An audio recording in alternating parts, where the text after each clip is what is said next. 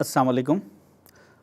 वक्फ amendment bill 2024 BJP ने जो parliament में पेश किया है, उसकी अहम वजह यह है कि हिंदुस्तान में सबसे ज़्यादा ज़मीन रखने वाला अगर कोई डिपार्टमेंट है तो वो फॉरेस्ट डिपार्टमेंट है।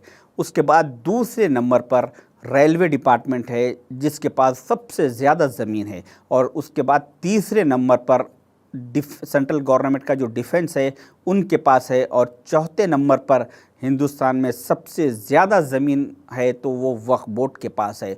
तो बीजेपी चाहती है कि इस चौथे नंबर पे जो सबसे ज़्यादा ज़मींदार है वक्फ बोर्ड डिपार्टमेंट ऑर्गेनाइजेशन, तो इसको चौथे नंबर से 40वें नंबर पर ला दे। इस वजह से उन्होंने एक काला कानून बनाते हुए एक बिल पार्लियामेंट में पेश किया, जिसको बहुत ही काबिलियत के साथ राहुल गांधी जी, जो पार्लियामेंट के लीडर ऑफ अपोजिशन हैं, उन्होंने उस बिल के बारे में कहा कि इसको जॉइंट पार्लियामेंट कमेटी यानी जेपीसी को भेजा जाए, और वहाँ पे वो लोगों की राय लेंगे। उसके बाद हम उस बिल के ऊपर पार्लियामेंट में डिस्कशन करेंगे।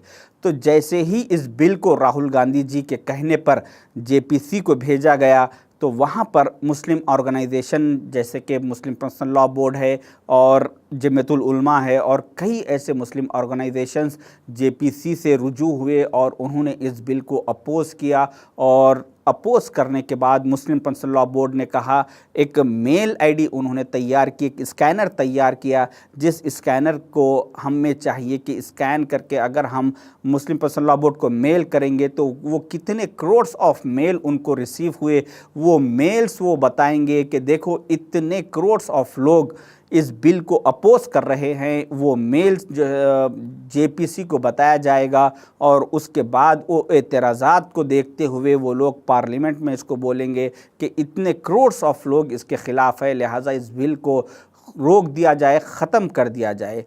इसका छोटा सा प्रोसेस है कि आपको जो स्क्रीन पे जो स्कैनर दिख रहा है, इस स्कैनर को आपको स्क्रीनशॉट लेके इसको स्कैन करना है। स्कैन करने के बाद आपको एक ब्लू लाइन आएगी, एक मेल आपके फ़ोन से ओपन होगा, उसमें ब्लू लाइन पे ओपन मेल बोल के आएगा, उसको आप क्लिक करेंगे तो फिर उसके बाद वो पूरा मैटर जो मुस्लिम पर्सनल लॉ बोर्ड ने तैयार किया वो आपके स्क्रीन पे आएगा। फिर उसके बाद आप उसको अगर एक फॉरवर्ड का बटन दबा दे तो वो मेल आपके फ़ोन से डायरेक्ट मुस्लिम पर्सनल लॉ बोर्ड को पहुंच जाएगा।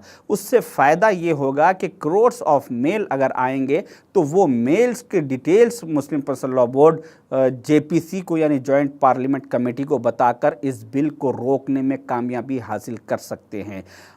ये प्रोसेस सिर्फ़ और सिर्फ 5 से 6 सेकंड का है। अगर हम 5 से 6 सेकंड का प्रोसेस करने के लिए हमारे पास वक्त नहीं है तो फिर आप तैयार हो जाइए कि इस मुल्क में जो 3 लाख से ज़्यादा मसाजिदें हैं, हज़ारों खानखाएँ हैं और 10 लाख एकड़ से ज़्यादा जो वक्फ़ की ज़मीन है, ये सब कुछ तबाह होने से फिर कोई नहीं रोक सकता। आप इसको इतना गफलती में या इतनी आसानी से मत लीजिए और अपना 5 से 6 सेकंड का प्रोसेस करके इसको इमीडिएट फॉरवर्ड कीजिए, क्योंकि कल यानी 13 सितंबर को इसकी आखिरी तारीख़ है। कल जुमे की नमाज के बाद हर मसाजिदों में ऐलान कीजिए और मसाजिदों के बाहर वहाँ के ज़िम्मेदार नौजवान कमेटियाँ वाले एक 4-5 काउंटर लगाइए, टेबल्स लगाइए, उस पे स्कैनर की फ़ोटो रखिए और लोगों को गाइड कीजिए कि सिर्फ इसको स्कैन कीजिए, और जो भी मुसल्ली नमाज के बाद बाहर निकलेंगे उनको कहिए कि आप स्कैन करके ही जाइए।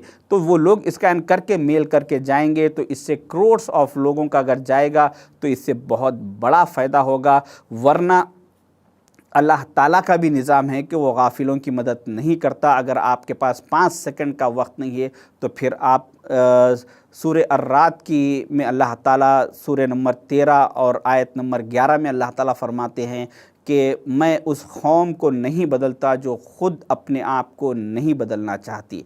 तो इस वजह से हमें चाहिए कि अपने आप को बदलें। हमारे टाइम में से सिर्फ एक 6 सेकंड का वक्त निकाल के इस मेल को फॉरवर्ड कीजिए। जो बाहर NRIs है, दुबई, सऊदी, अमेरिका, जहाँ पर भी हिंदुस्तानी रहते हैं, उन सब के चाहिए कि इस मेल को, स्कैनर को फॉरवर्ड कीजिए। कम से कम इस वीडियो को फॉरवर्ड कीजिए। आप करने के बाद आपके घर के जितने फ़ोन्स हैं उन सारे फ़ोनों से ये स्कैन कराइए और मेल फॉरवर्ड कीजिए। और इस चीज़ में आप इस बिल को अपोज करने के लिए मेल कर रहे हैं, मगर गफलती में मत रहिए कि जो दूसरे तबके के लोग हैं उन लोग बहुत बड़ी मुहिम चला रहे हैं इस बिल की तायीद में, वो भी एक स्कैनर तैयार किए हैं। तो अगर हम गफलती में रहेंगे तो सारी हमारी मसाजिदें, हर वो चीज़ तबाह होने से कोई नहीं रोक सकता। आगे हमें चाहिए कि इस पर गौर करें और इस पर इमीडिएट एक्शन लेते हुए अभी इस मेल को फॉरवर्ड कीजिए। शुक्रिया। अल्लाह हाफ़िज़।